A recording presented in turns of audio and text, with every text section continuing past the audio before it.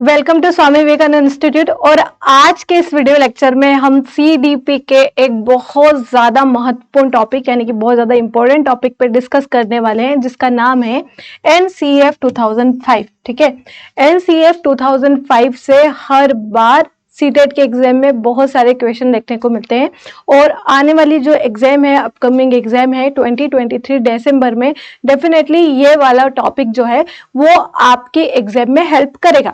ठीक है, अच्छा, एनसीएफ होता क्या है और इसके कौन कौन से इंपॉर्टेंट पॉइंट है जो आपको ध्यान रखना है, उस सब के बारे में डिस्कस करेंगे। उससे पहले मैं आपको बताती हूँ कि नेशनल करिकुलम फ्रेमवर्क है क्या।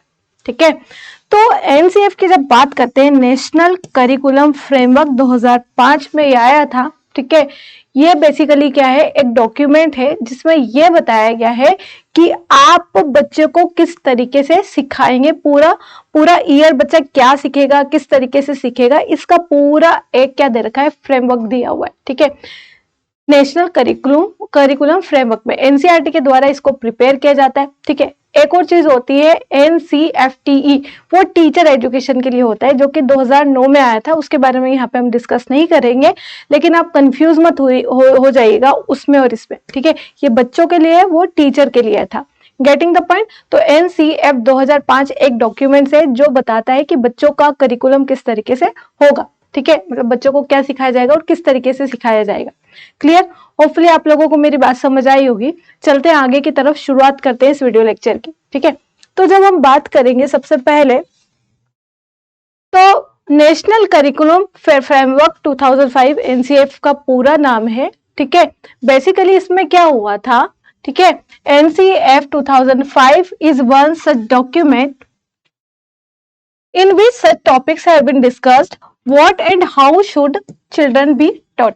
मतलब इसमें किस तरह के टॉपिक डिस्कस किए हैं कि क्या और किस तरीके से बच्चों को पढ़ाया जाना चाहिए, मतलब क्या पढ़ाया जाएगा बच्चों को और किस तरीके से पढ़ाया जाएगा। इन दोनों ही टॉपिक पे, इन दोनों ही बातों पे यहाँ पे फोकस किया जाता है। ठीक है, मैंने नीचे हिंदी में भी दिया हुआ है, तो एक बार इसको पढ़ लेते हैं। राष्ट्रीय पाठ्यचर्या की रूपरेखा जो है, जो 2005 में थी, ये क्या है, दस्तावेज है जिसमें ऐसे विषयों पर डिस्कस किया जाता है कि बालकों को क्या और किस प्रकार से पढ़ाया जाना चाहिए, बच्चों को क्या और किस प्रकार से पढ़ाया जाना चाहिए, इस बारे में एनसीएफ 2005 डिस्कस करता है। ठीक है, जब एनसीएफ की कहानी हम आगे बढ़ेंगे, उससे पहले कुछ इंपॉर्टेंट फैक्ट मैं इसके बारे में आप लोगों को बताना चाहूंगी।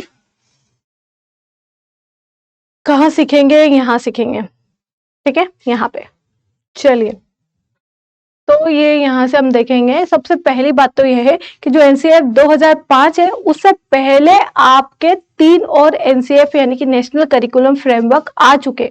कब कब आए थे उसके बारे में डिस्कस करेंगे। तो सबसे पहले आपका आया था 1975 में। ठीक है, पहला एनसीएफ आया था। ठीक है, आप लिख लीजिए, हिस्ट्री ऑफ एनसीएफ इसको बोलेंगे। ठीक है, क्या हिस्ट्री रही है इनमें। तो जो पहला नेशनल करिकुलम फ्रेमवर्क आया था, बेसिकली वो आया था आपका 1975 में। तो 1975 में आपको देखने को मिला था फर्स्ट एनसीएफ। ठीक है, नेशनल करिकुलम फ्रेमवर्क डिजाइन किया गया था। नंबर 2 पे आप लोग याद रखेगा, 97 के बाद में एक और आया था आपका 1988 में, सेकेंड एनसीएफ आया था। ठीक है, उसके बाद में बात करेंगे हम, तो नंबर 3 पे आप लोगों को याद रखना है कि 2000 में, ठीक है, एक नेशनल करिकुलम फ्रेमवर्क आया था जो कि तीसरा था। ठीक है, और एक और जो आया था आपका, याद रखना है, वो आया था आप लोगों का 2005 में। Getting the point. ठीक है, जो कि हम अभी डिस्कस कर रहे हैं। क्लियर?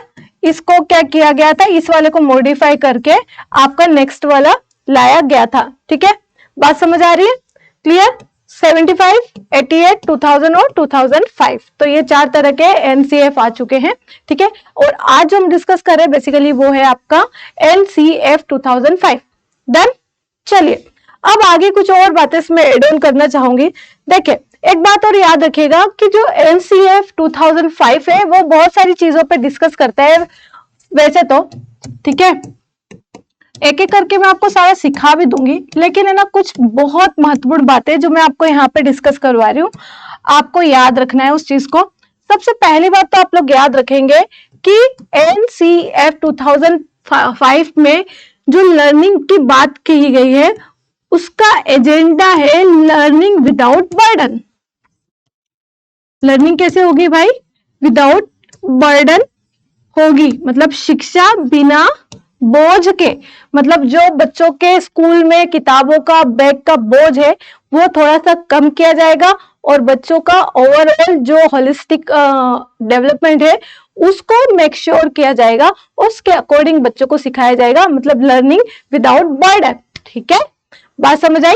क्या बोला जा रहा है? लर्निंग विदाउट बर्डन, ये इसका मेन फॉर्मूला है, आप लोग याद रखिएगा। देन इसके अलावा कुछ पॉइंट और इसमें आप लोगों को याद रखना है, वो ये है कि जब एनसीएफ बनाया जा रहा था तब नेशनल फोकस ग्रुप बनाए गए थे 21, ठीक है, 21 नेशनल फोकस ग्रुप बनाए गए थे जिसके बिहाफ पे फिर एनसीएफ 2005 को बनाया गया। इसके अलावा ये किसकी अध्यक्षता में एनसीएफ को बनाया गया था? तो आप लोग याद रखिएगा कि जो इसको बनाया गया था बेसिकली वो बनाया गया था प्रोफेसर यशपाल, है ना, प्रोफेसर यशपाल जो थी इनकी ये हेड थे। ठीक है, जब एनसीएफ 2005 को बनाया जा रहा था, ठीक है, इनकी अध्यक्षता में इस चीज को बेसिकली बनाया गया। ठीक है, याद रह जाएगी बात, पहले लर्निंग विदाउट बर्डन, दूसरा प्रोफेसर यशपाल की अध्यक्षता में इसको बनाया गया था। तीसरी बात आप लोग याद रखेंगे इस चीज को लेकर के कि ये जो है एनसीएफ 2005 जो है आपका किस सिद्धांत पे या किस फिलोसॉफी पे वर्क करता है? तो बेसिकली ये आपका वर्क करता है किसकी? कंस्ट्रक्टिविज्म पे वर्क करता है। कंस्ट्रक्टिविज्म मतलब क्या हो जाएगा? कंस्ट्रक्टिविज्म बेसिकली होता है आपका रचनावाद इन हिंदी। ठीक है, कंस्ट्रक्टिविज्म को हिंदी में क्या बोलते हैं? रचनावाद। बात समझ आ रही है? तो कंस्ट्रक्टिविज्म में बेसिकली क्या माना जाता है कि जो बच्चा होता है वो अपने नॉलेज की, अपने ज्ञान की रचना खुद करता है अपने एक्सपीरियंस के साथ में। ठीक है, तो बेसिकली यहाँ पे एक्सपीरियंशियल लर्निंग पे भी फोकस किया गया है, मतलब बच्चे को क्या करने दो, कुछ चीजें एक्सपीरियंस करने दो, उससे बच्चा ऑटोमेटिकली खुद से सीखेगा। तो इस तरह का एनवायरनमेंट रेडी करना कि बच्चा खुद से एनवायरनमेंट से इंटरेक्ट करके चीजों को सीख सके।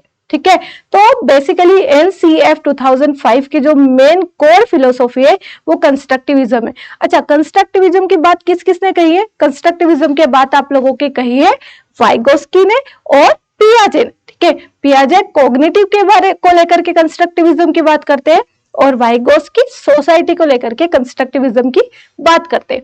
होपफुली आप लोगों को यहाँ तक बातें समझ आई होगी। आप लोगों को ये मेन कोर एजेंडा है, आप लोगों को ध्यान रखना है। अच्छा, इसमें हम लोग और क्या बातें याद रख सकते हैं बच्चों?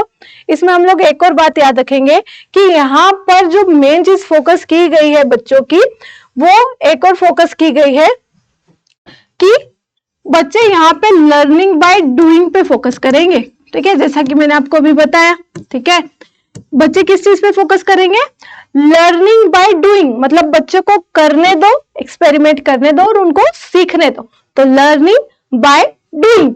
ठीक है, आपको कुछ भी सिखाना है बच्चों को, आप ले जाइए उसको ग्राउंड में ले जाइए, वहां पे कुछ एक्टिविटी करवाइए, बच्चा एक्टिविटी करके सीखेगा। ठीक है, डायरेक्ट कोई रोट लर्निंग, बेसिकली यहाँ का जो मेन एजेंडा है वो ये है कि रोट लर्निंग जो है बच्चों की उसको खत्म किया जाए। मतलब जो रट्टा सिद्धांत है, रट्टा पद्धति जो है ना, रूट मतलब जिसमें किताबों को रट लिया जाता है और एग्जाम में लिख दिया जाता है, तो बेसिकली बच्चों को इस चीज से थोड़ा दूर किया जाए और रियल लाइफ एक्सपीरियंस के साथ बच्चों को सिखाया जाए। तो यहाँ पे इन्होंने क्या कोशिश की है, यहाँ पे बेसिकली लोगों ने कोशिश की है कि जो रूट लर्निंग है बच्चे की उसको खत्म किया जाए और बच्चों को एक्सपेरिमेंट के बेस पे खुद से करके सिखाया जाए। होपफुली आप लोगों को यहाँ पे बात समझ आई होगी। इसके अलावा आप लोगों को 2-3 बातें और याद रखना है यहाँ पे कि जो टीचर है यहाँ पे बेसिकली वो किस तरह का रोल प्ले करेगा। तो यहाँ पे टीचर को जो है वो एक तरह से फैसिलिटेटर देखा गया है या फैसिलिटेटर के रूप में देखा गया। अब फैसिलिटेटर क्या होता है? फैसिलिटेटर को हिंदी में बोलते हैं सुविधादाता। Getting the point? बेसिकली क्या होगा, यहां पर किसकी बात कर रहे हैं? एनसीएफ 2005 की। वहां पे शिक्षक को किस तरह से दिया गया है? फैसिलिटेटर के तौर पे देखा गया है। मतलब जो शिक्षक है या जो टीचर है उसको क्लासरूम में इस तरह से एनवायरनमेंट प्रोवाइड कराना है बच्चों को कि बच्चा वहां पर ओपन माइंड से और पूरे मन से अच्छे से सीख सके। तो बेसिकली एक सुविधा देने के काम कौन करेगा? यहाँ पे टीचर। तो टीचर को क्या कहा गया है? फैसिलिटेटर या सुविधादाता।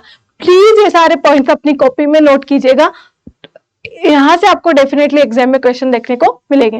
होपफुली बात समझ आई होगी। एक बार वो देख लेते हैं क्या क्या कहा है मैंने आपको मेन बातों में। ठीक है, सबसे पहले तो आप लोग याद रख लीजिएगा सबसे पहले कि यहाँ पे लर्निंग विदाउट बर्डन इसका कोर कॉन्सेप्ट है। ठीक है, दूसरा याद रखिएगा क्या कि ना ये प्रोफेसर यशपाल की अध्यक्षता में जो कमेटी थी उसके अंडर में एनसीएफ 2005 बनाया गया।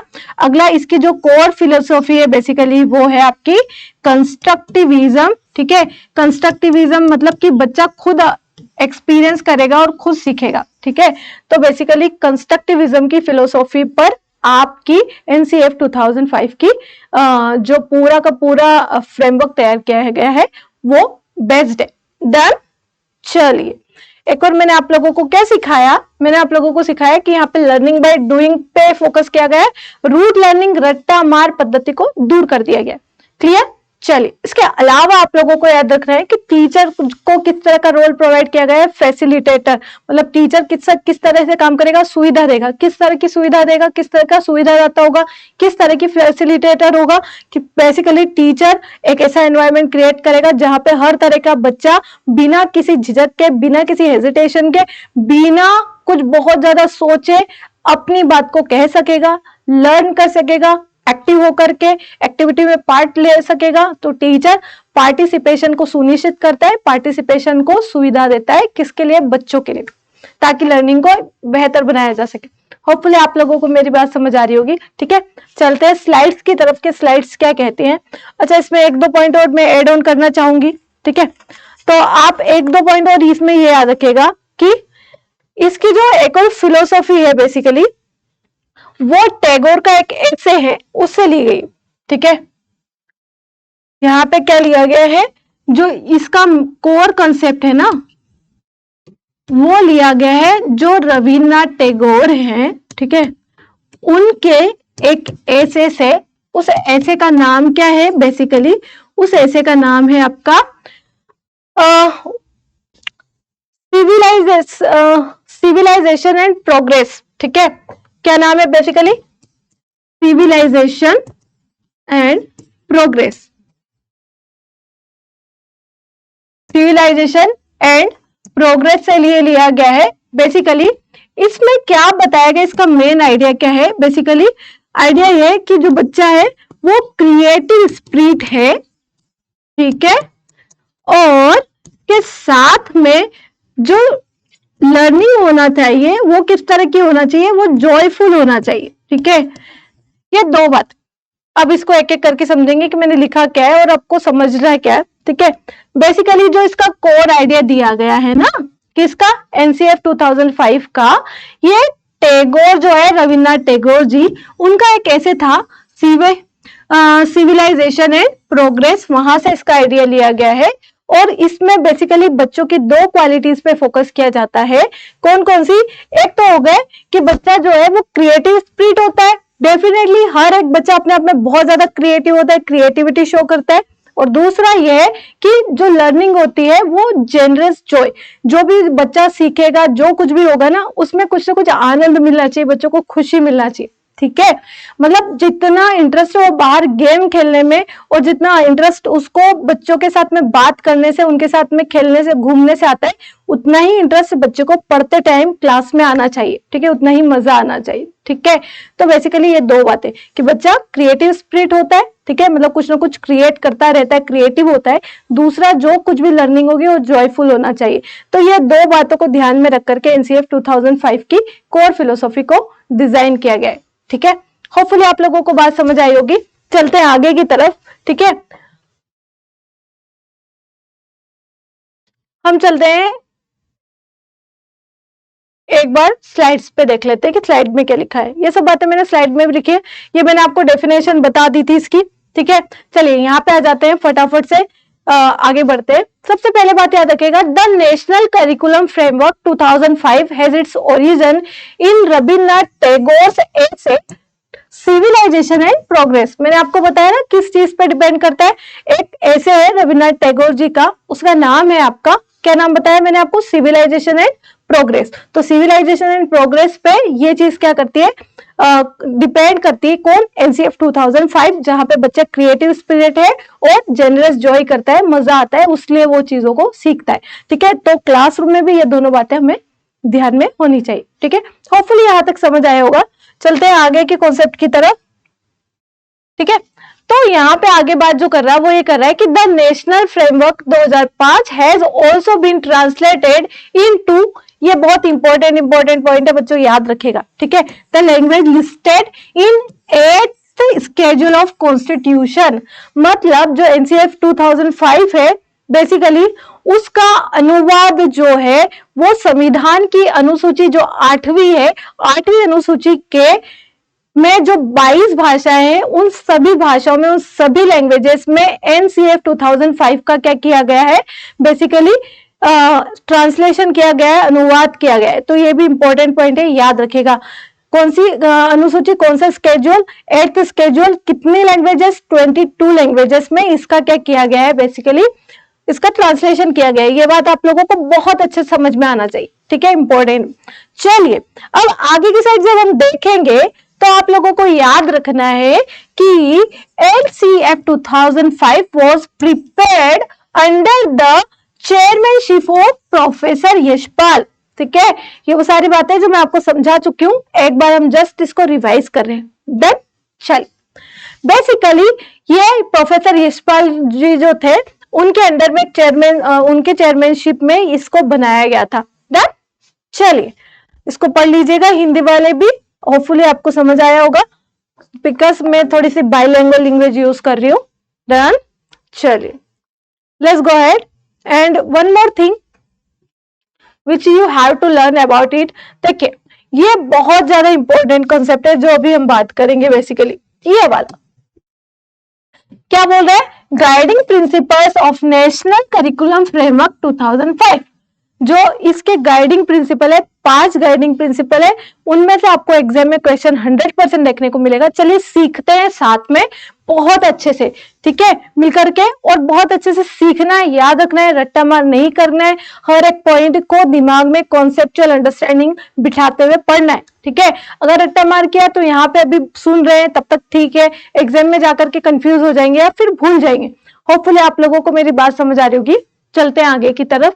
पहला प्रिंसिपल इसका ये बोलता है, मोस्ट इंपॉर्टेंट है, ये याद रखेगा कि जो नॉलेज होगा वो should be linked to the outdoor life of the school, मतलब कि जो लर्निंग होगी या बच्चे का जो नॉलेज होगा वो आपको सिर्फ किताबों तक, स्कूल की 4 दीवारों तक सीमित नहीं रखना है। नॉलेज आउटडोर लाइफ, मतलब कि जो आउटडोर होती है, स्कूल के बाहर की जो जिंदगी होती है, उससे नॉलेज को कनेक्ट किया जाए, फिर सिखाया जाए। ठीक है, लेट्स सपोज कि आप बच्चे को मैथ सिखा रहे, ठीक है, बच्चों को क्लास में मैथ पढ़ा रहे, तो क्लास में a+b का whole square, a² b² 2ab तक सीमित नहीं रहना चाहिए। आप बच्चे को उसके जो एप्लीकेशन है, जो रियल लाइफ में वो बच्चा किस तरह से उसको अप्लाई कर सकता है, उस तरीके से उसको सिखाना है। आप लोगों को कैसे सिखा सकते हैं, ठीक है, जैसे है ना, बच्चा बाहर जा रहा है, कहीं घर पे जा रहा है, तो आप बच्चों को बोलना कि है ना, लाइक यहाँ से वहां तक जाते टाइम आपने कितनी शॉप्स देखी है जो पर्टिकुलर वेजिस की है, ठीक है, या फिर इसी तरीके की और कुछ बोल दिया कि आपको देखेगा गाड़ी पे कौन सा नंबर लिखा है, किसी एक गाड़ी पे पीछे जो नंबर लिखा है उस नंबर को ऐड कीजिएगा, ठीक है, और आके बताइएगा, ताकि बच्चा उस पर्टिकुलर कॉन्सेप्ट को बाहर भी अप्लाई कर सके। ठीक है, डेफिनेटली a+b का whole square is equal to, ये वाली बात नहीं कह रही हूँ, कुल मिला के जितने भी कॉन्सेप्ट हैं मैथ के, तो वो हमको किस तरह से सिखाने, कुछ इस तरीके से सिखाने हैं कि बच्चा उसको आउटसाइड द लाइफ भी उन कॉन्सेप्ट को अप्लाई कर सके। ठीक है, होपफुली बात समझ आई होगी। आगे चलते हैं हम लोग। आगे है, study should be freed from the rote system.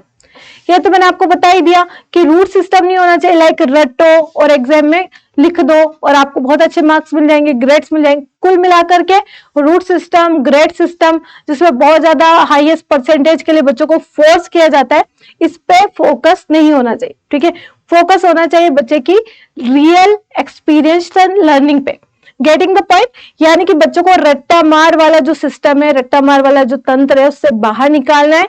ठीक है, किताबों की दुनिया में उसको, जो बच्चा डल हो रहा है वहां से उसको निकाल करके जो रियल में एक्टिवेट होकर के वो जो कुछ सीख सकता है उस पर फोकस किया जाना चाहिए।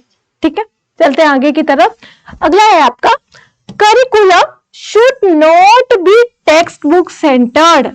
मतलब यहाँ पे याद रखना है, जो कुछ भी करिकुलम होगा, जो कुछ भी पाठ्यक्रम होगा, वो टेक्स्ट बुक यानी कि जो आपकी पाठ्य पुस्तकें हैं उन पे सेंटर्ड नहीं होता है, उन पर केंद्रित नहीं होना चाहिए।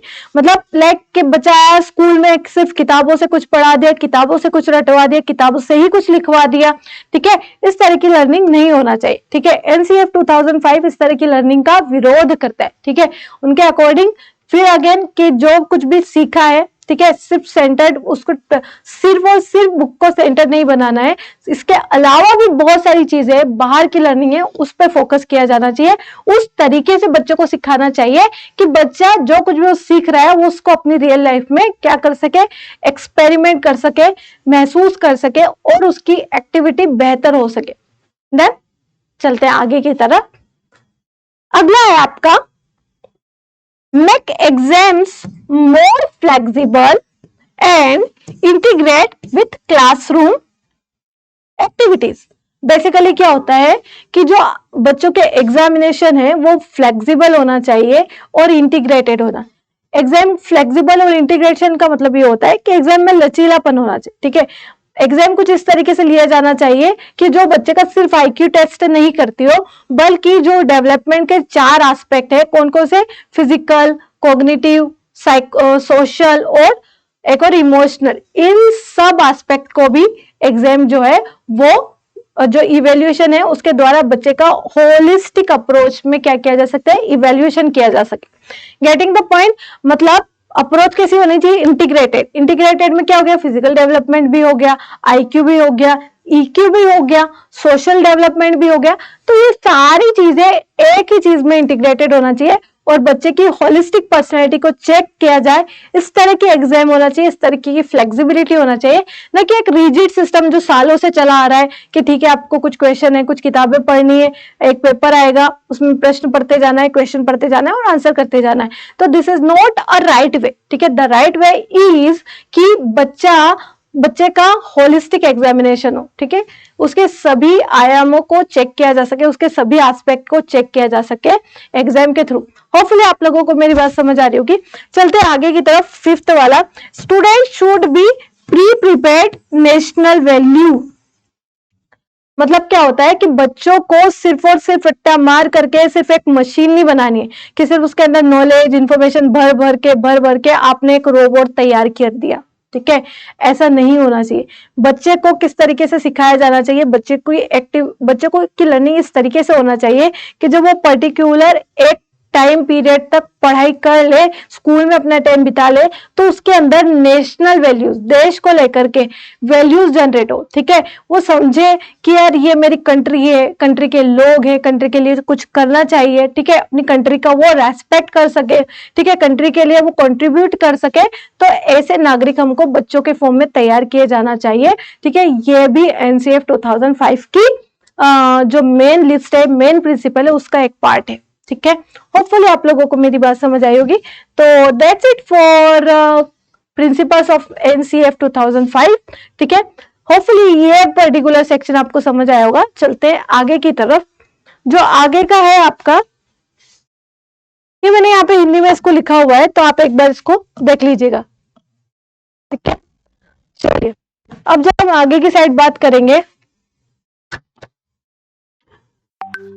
तो बात करते हैं major suggestions of national curriculum framework. ठीक है, तो मेजर सजेशन क्या है नेशनल फ्रेमवर्क के, उसके बारे में थोड़ी बात करेंगे।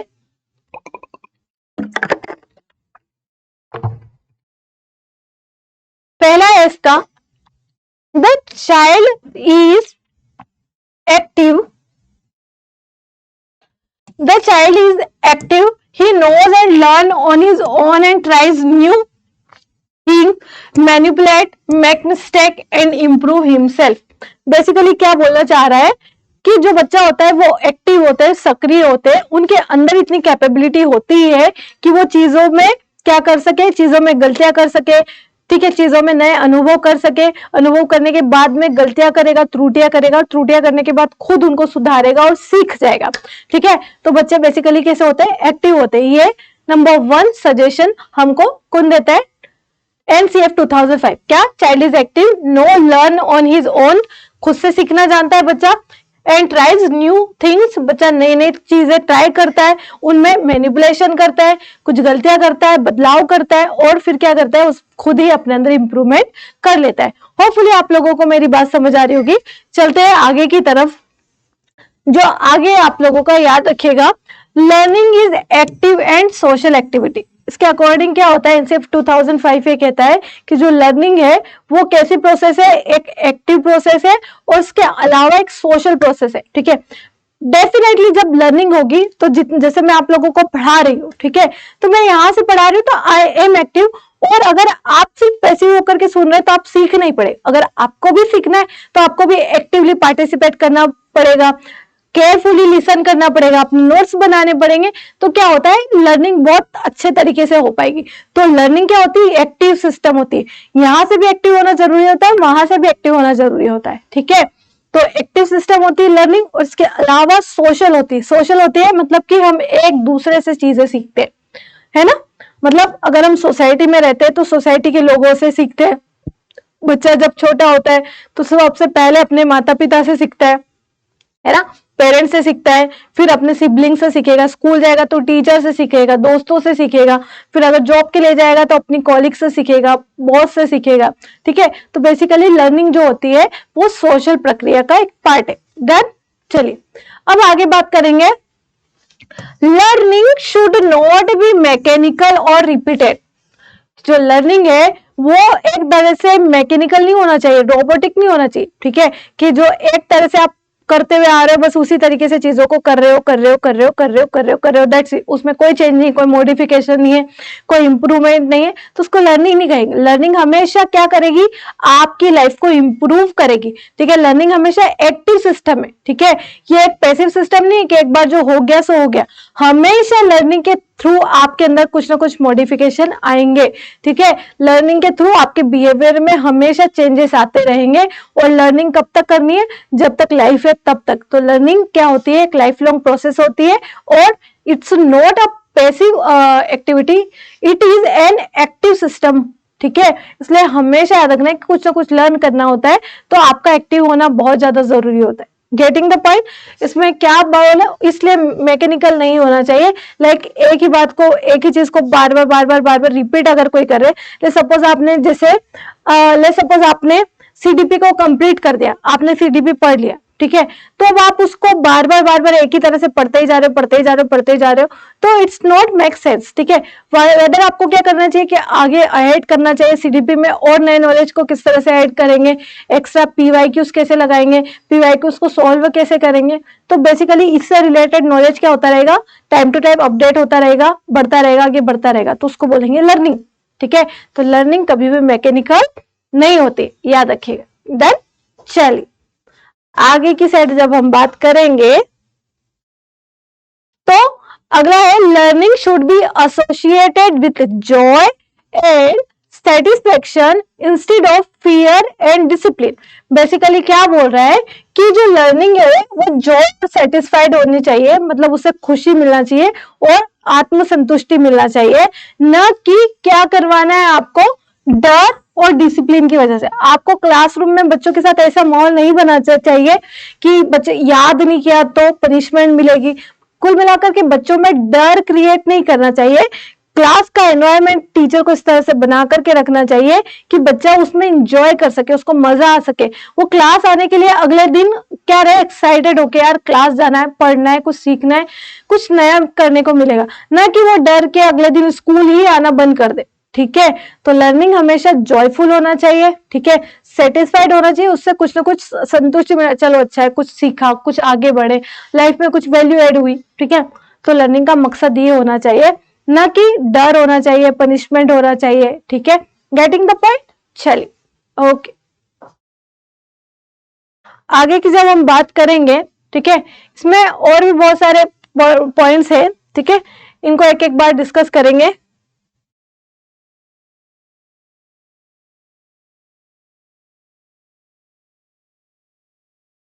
ठीक है,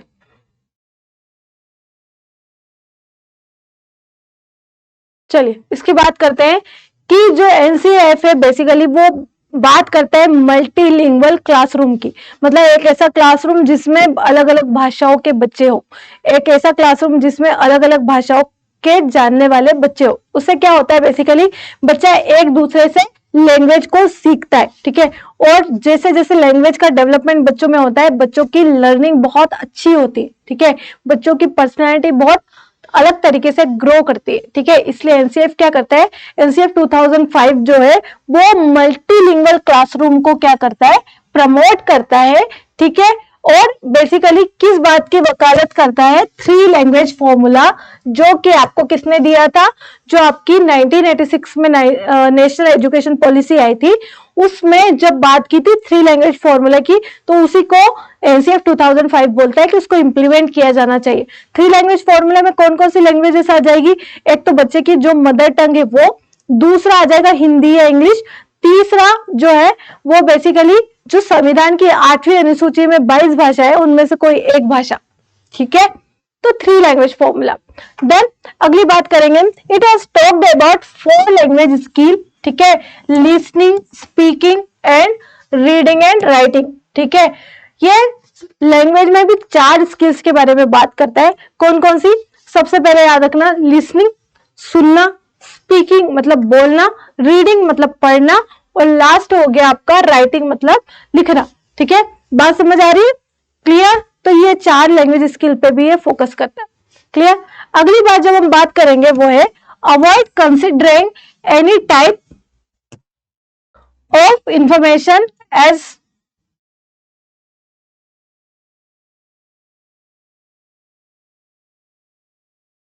ठीक है, चलिए बात करेंगे avoid considering any type of information as knowledge. ठीक है, बेसिकली ये बात पे भी फोकस किया जाता है कि किसी भी टाइप की इंफॉर्मेशन जो है, कहीं से भी कोई सूचना आ रही है तो उसको नॉलेज नहीं माना चाहिए। ठीक है, कहीं से आपको कुछ बात पता चली, ठीक है, उसका कोई बेस नहीं है, कुछ आपको उसके बारे में डीप नॉलेज नहीं है, कुछ भी बात आपको आइडिया नहीं है, बस आपने कहीं से कुछ बात सुन ली, तो वो जो बात आपने सुनी वो हुई सूचना या इंफॉर्मेशन। तो कोई भी अगर इंफॉर्मेशन आपके पास आ रही है तो इंफॉर्मेशन को नॉलेज के फॉर्म में या ज्ञान के रूप में नहीं लेना चाहिए। इंफॉर्मेशन को जस्ट बोलना चाहिए कि हाँ जस्ट सूचना है। अगर आपको उसके बारे में नॉलेज चाहिए तो आपको उस पूरे पर्टिकुलर टॉपिक को लेकर के डीप में जाकर के समझना पड़ेगा कि आखिर बात क्या है।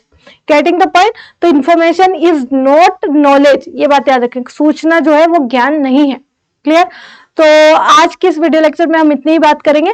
इसके आगे जो कुछ भी इसमें जो इंपॉर्टेंट चीजें रह रही है वो हम इसके नेक्स्ट वीडियो लेक्चर में कवर अप करेंगे। तब तक के लिए स्वामी विवेकानंद चैनल के साथ जुड़े रहिए और कीप लर्निंग। अगर आपको इतनी बात समझ आई है और या इसमें कोई डाउट है तो आप नीचे कमेंट सेक्शन में जरूर मेंशन कीजिएगा ताकि आप लोगों की समस्या का समाधान किया जा सके। Getting the point. चलिए मिलते हैं नेक्स्ट वीडियो लेक्चर में। Thank you so much for watching.